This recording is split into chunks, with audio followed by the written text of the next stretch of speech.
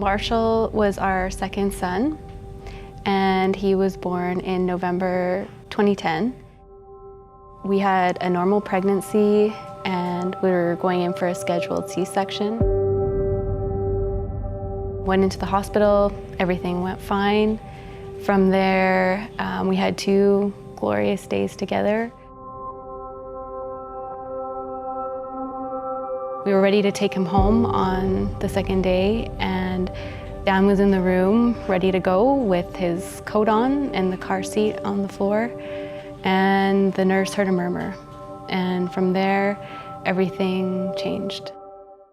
We ended up going to the NICU at the hospital we were at the time, and they were doing more tests. They weren't sure what was wrong.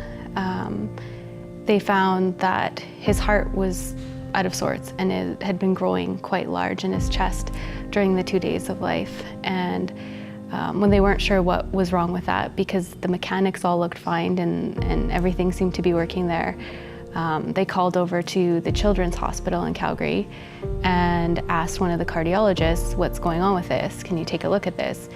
And he shared that sometimes when the heart is sick, to look at the head.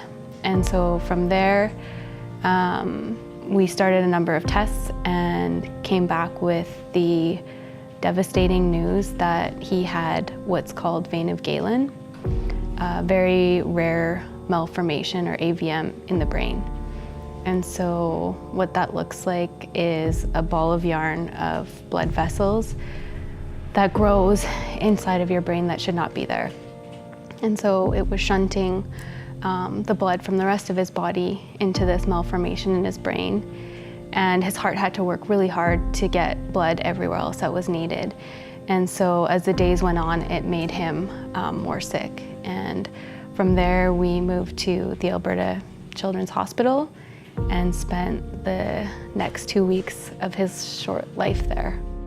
I had a lot that I wanted to say to Marshall and felt like I couldn't.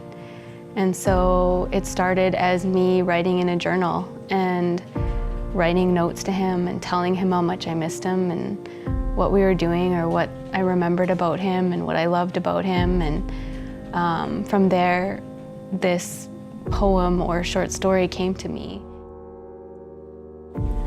A love so deep, a love so true. Who could ever know me if they didn't know you? For years, I would say, if I could just hold one copy for myself, I would be happy. It would mean the world to me. And I would picture myself and have intentions of kind of turning the pages of what this book would be, and I could imagine it. And then I wanted it for my friends going through the same thing, and for the people that I was continuing to meet on my journey. One staff member in particular was also expecting at the time. She ended up being with us on Marshall's last day of his life.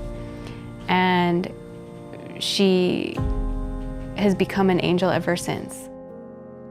She was by our side and helped our family prepare as best as you can for something like that on the final night of his life.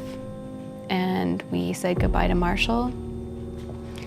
And a month later, tragedy struck again when Shauna lost their first son, Adam, here in Edmonton at the Lois Hall Hospital for Women.